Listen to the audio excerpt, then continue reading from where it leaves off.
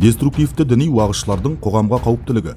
Қазақстанның тәуелсіздік алған жылдарында дін саласындағы бос орынның біраз бөлігін сырттан келген діни топтар мен ұйымдар толтырды. Олардың бір бөлігі Араб елдерінен, Орталық Азия арқылы Үндістан, Ауғанстаннан, Таяу Шығыс пен Түркия елінен келген діни жамағаттар да болды. Ал әрбір діни жамағаттың міндетті түрде идеологиялық көшбасшылар болады. Олар алғашқы жылдары шетелдерден келген уағыз насихатшылар болса, уақыт өте келе көшбасшылар қазақстандық жастардың арасынан таңдап алынды. Мысалды алыстан келтірудің қажеті шамалы. Түркістан облысының өзіне елімізге танымал деструктивті діни ағымдардың уағыз насихатшылары бірнеше көшбасшылар қалыптасты. Атап айтқанда, Қазақстанға тәкфирлік көзқарастың түбегейлі еніп, бірнеше азаматтарымыздың террористік іс-әрекеттерге қол ұруына, жихад деп шекара асуына ықпал еткен Шейх Халил атымен танымал болған Абдухалил Абдужаппаров, ол еліміздің батыс облыстары діндарлары арасында тәкфирлік идеясын таратқан. Жалған уағызшының әрекеті Ақтөбе, Атырау және Орал қалаларында жасырын радикалды ұйымдардың пайда болуына ықпал еткен.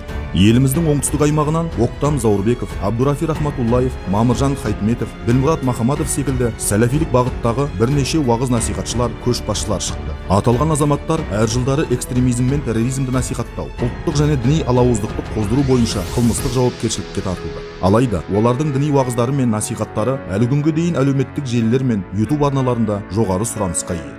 Ендігі кезекте жоғарыда ататалып түсі түстілген азаматтарға ортақ мәселелер мен олардан қоғамға келген осы секілді болашақта әлеуметке зиянды болуы мүмкін дүниелердің басын ашып кетуді жөн санадық. Біріншіден, олардың діни білімді шетелдерден, атап айтқанда Сауд Арабиясы, Пәкістан секілді елдерден алуы. Олар діни білімді аталған мемлекеттердегі ресми оқу орындарынан емес, худжралар немесе марказдардан бастап алғандығын ескерген жөн. Ал худжра марказ жүйесімен берілген білім мемлекет тарапынан бақыланбайды. Бұл дегеніміз, аталған жүйенің жемістері болашақта қоғамға, елге қауіп тудыруы мүмкін. Шетелдердің осындай күмәнді оқу орындарынан білім алған жастар болашақта сол елдің сойылын соғуы мүмкін. Шетелдерден келген діни ағымдардың, олардың көшбасшыларының біздің еліміз үшін ең басты қауіпі ол сырттан басқарылуында. Екіншіден, діни ағымдар мен олардың көшбасшыларының қаражат көздерінің жабықтығы. Үшіншіден, дін деп өзге ұлттың мәдениетін елге алып келіп қоғамға тықпалау. Мысалы, түрік, араб елдерінде білім алғандар сол елдің салт дәстүрін, киім кию әдебін тасымалдауда. Осындай жаңсақ түсініктің салдарынан дін атын жамылып, тұтас бір қазақ деген ұлттың салт дәстүрін, мәдениетін, тарихы мен